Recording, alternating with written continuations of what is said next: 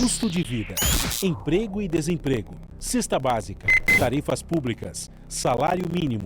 Agora, na Brasil Atual, a análise do DIEESE. E nós vamos conversar com a Patrícia Pellatieri, que é diretora adjunta do DIEESE. Muito bom dia, Patrícia. Bem-vinda mais uma vez ao Jornal Brasil Atual. Tudo bem? Bom dia, tudo certinho. Obrigado pela tua participação. A gente vai conversar com a Patrícia sobre um boletim que é produzido pelo próprio DIEESE, dessa vez falando sobre os desafios para a reconstrução do país, a importância da participação social e a importância da participação sindical nesse processo. Patrícia, a gente tem acompanhado, e o boletim mostra isso, que do ponto de vista econômico, o Bolsonaro já é consenso, estimulou o enfraquecimento do Estado como agente indutor do crescimento. Isso já tinha começado com o Temer, mas enfim, a gente pode destacar aí a transformação do Banco Central em autarquia independente e, mais recentemente, a privatização da Eletrobras no ano passado. Para complicar ainda essa situação no plano internacional, a economia está apresentando sinais de estagnação, não é isso?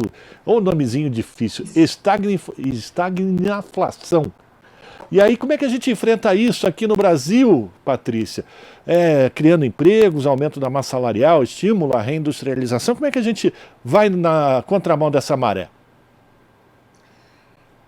Então, os desafios são de fato enormes. É verdade que o projeto que venceu as eleições é um projeto, estava colocado ali no projeto justamente o enfrentamento dessas mazelas, né? Fruto aí dos últimos anos. Eu vou colocar aqui no pacote não só o governo Bolsonaro, mas nós tivemos também destruição aí no governo Temer. Então, vou citar aqui dois elementos centrais que foram ainda no governo Temer de desconstrução do Estado, né?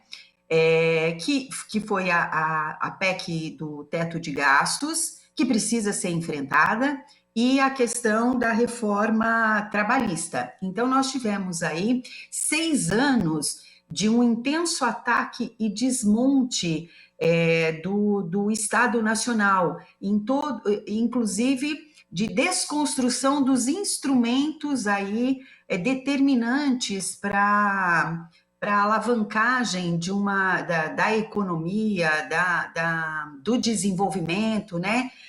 Nós estamos vendo aí dois debates que estão na pauta e que são, de fato, debates que colocam às claras uma disputa de classe para quem que o projeto de desenvolvimento responde, que é a questão da Petrobras, né? Temos aí a discussão sobre os combustíveis e não dá para fazer essa discussão descolada da questão mais global da Petrobras e do que aconteceu com a Petrobras nesses últimos anos, desde 2016, com a mudança de política de preços e tudo mais, e a questão da reforma tributária, que também tem aí uma forte ação dos segmentos tentando emplacar aí um pensamento hegemônico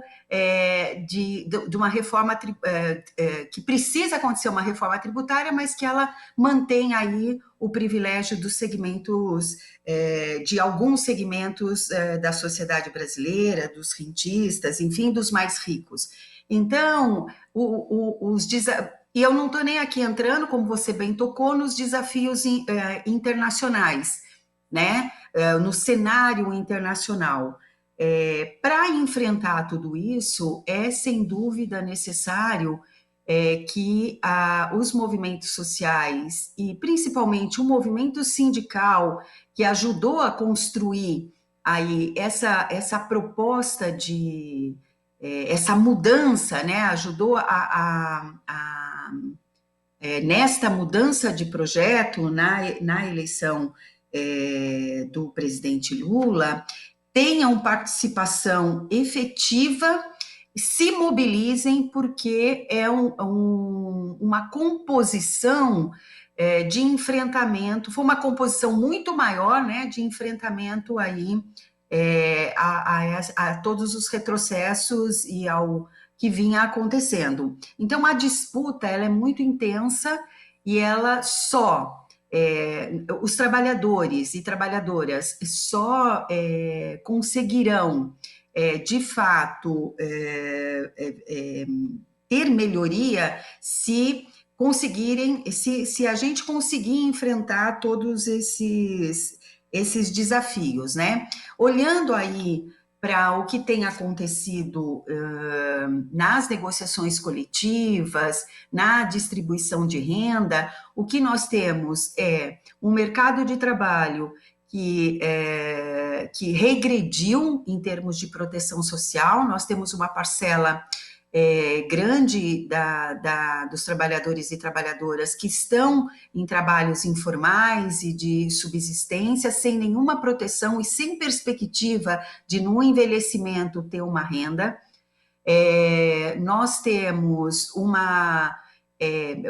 em consequência, uma queda da renda significativa, somado aí ao enfraquecimento que aconteceu das organizações sindicais em razão da reforma trabalhista e da desestruturação econômica, né, da perda dos empregos formais, nós temos aí uma parcela ainda grande das negociações coletivas que sequer conseguem repor a perda inflacionária, né, no ano de 2022, quase 40% de todas as negociações coletivas não conseguiram repor as perdas inflacionárias.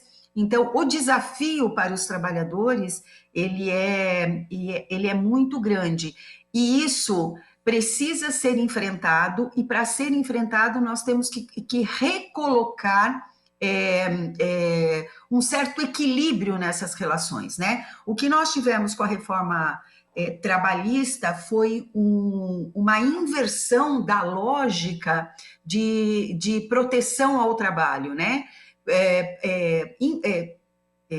Fortalecendo ainda mais essa desigualdade na relação capital-trabalho, ou seja, tem uma proteção aí às empresas em detrimento da proteção do elo mais frágil dessa relação, que é o trabalho. Então, nós precisamos urgentemente rever isso se nós quisermos, de fato, ter aí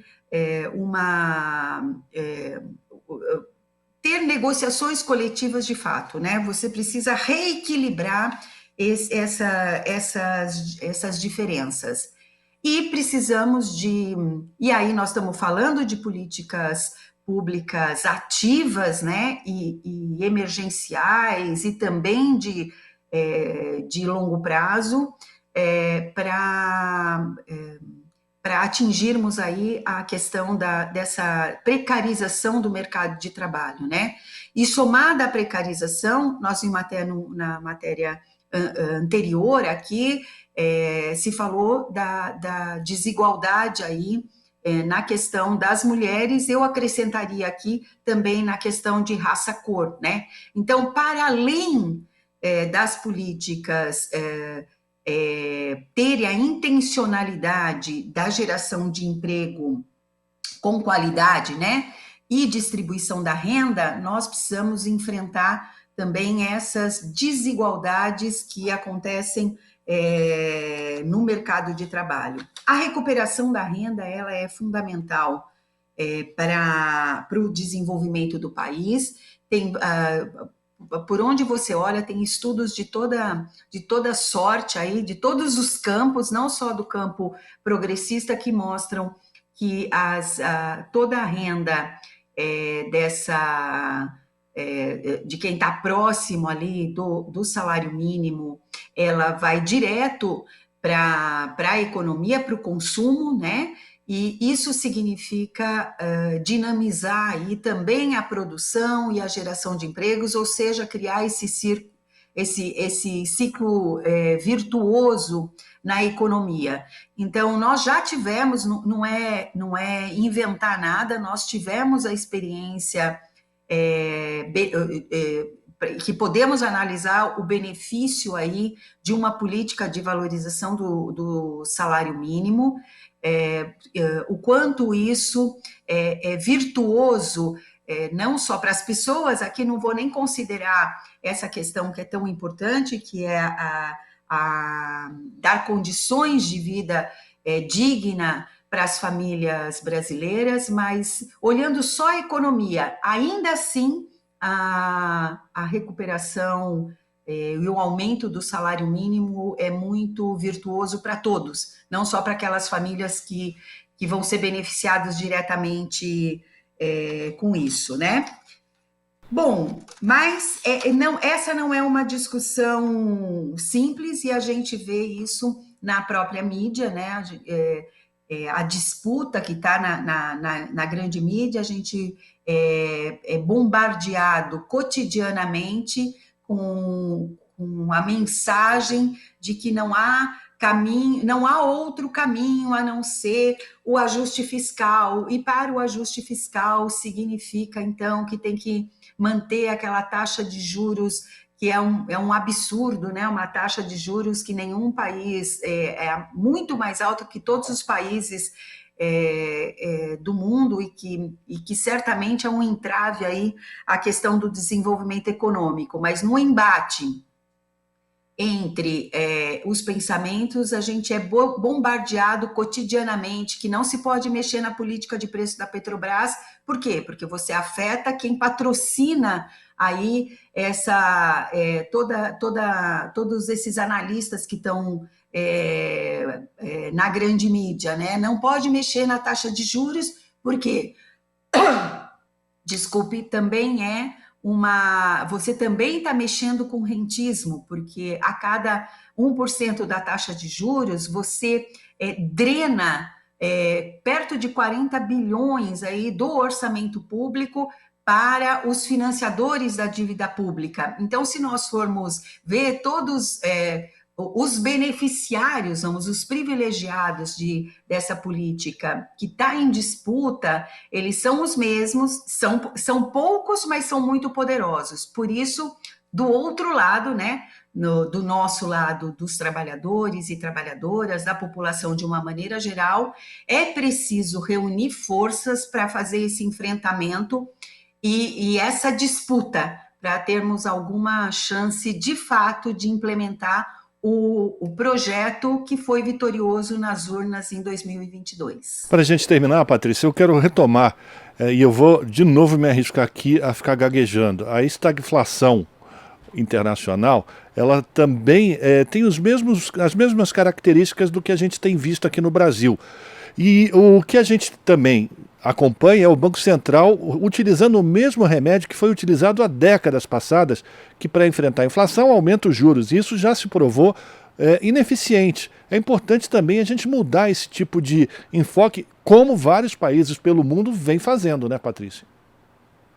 Sim, nós temos aí mudanças significativas, né, no campo internacional, né, de vários países. Sim, é verdade, e não é só o Brasil que enfrenta essa inflação sem crescimento, né? Então, por que já foi tentado e não funciona? Porque a taxa de juros, quando ela é elevada para inibir o consumo. Então, ela só daria resultado se nós tivéssemos uma inflação de consumo, que não é verdade, né? Uma inflação de demanda, que a gente chama de demanda. Não é verdade, porque ao contrário, né? Nós não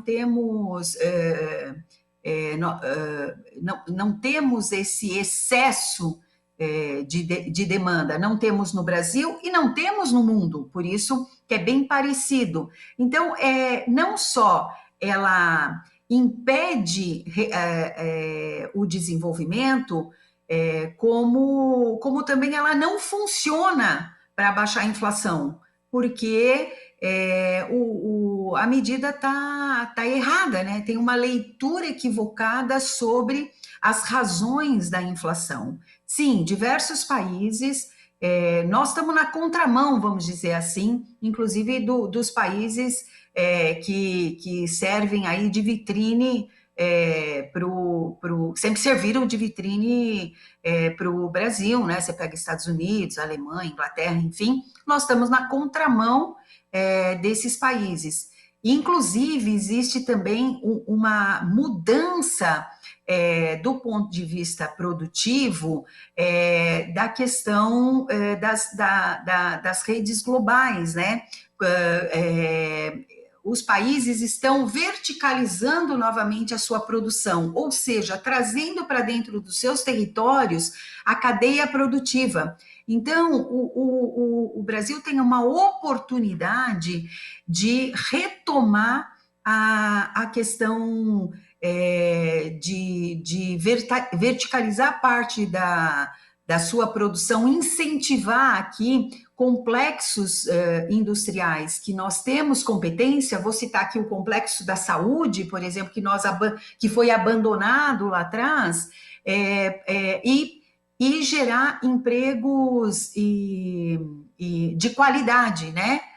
Inclusive com capacidade de disputar aí, mundialmente o setor. Então, são vários aí os desafios, mas para isso é preciso ter instrumentos, e a política monetária, ela precisa estar alinhada com esse projeto de desenvolvimento, né? Então, nós precisamos alinhar a política monetária e fiscal a um projeto de desenvolvimento inclusivo, né? Um projeto de desenvolvimento que inclua uma parcela enorme da população que está fora e que também tem aí a preocupação com a questão da sustentabilidade ambiental, né? Frente aí todos esses dilemas que a gente está vendo aí no futuro. E tudo isso é possível porque nós estaríamos reconstruindo todas essas estruturas. Então, é possível já reconstruir em outro patamar, né?